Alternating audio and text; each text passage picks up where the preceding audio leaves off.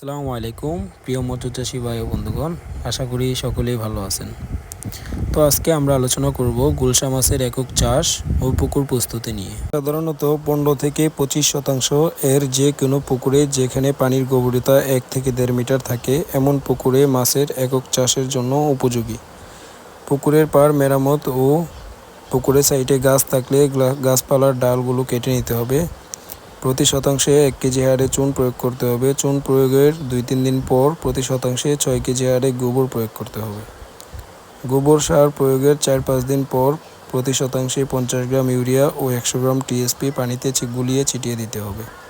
তারপর আপনাদেরকে ভালো মানের পোনা মজুত করতে হবে। পোনা মজুতের পরের দিন থেকে মাছের দেহ ওজনের শতকরা 2 থেকে 6 ভাগ হারে সম্পূরক খাদ্য হিসাবে চালের গুঁড়া 20%, ফিশ মিল 30%, সরিষার খৈল 15%, মিট ও বন মিল 10%, সয়াবিন পাউডার 20%, আটা 4%, ভিটামিন ও খনিজ লবণ 1% এর মিশ্রণ সরবরাহ করতে হবে। প্রতি 15 দিনে অন্তত জাল টেনে মাছের দৈহিক বৃদ্ধি পর্যবেক্ষণ করে খাদ্যের পরিমাণ বাড়াতে হবে। এই দিন রৌদ্রের তাপমাত্রা অনেক বেশি থাকবে, ওই দিনে জৈব সার, গোবর সমস্ত পুকুরে ছিটিয়ে প্রয়োগ করতে হবে।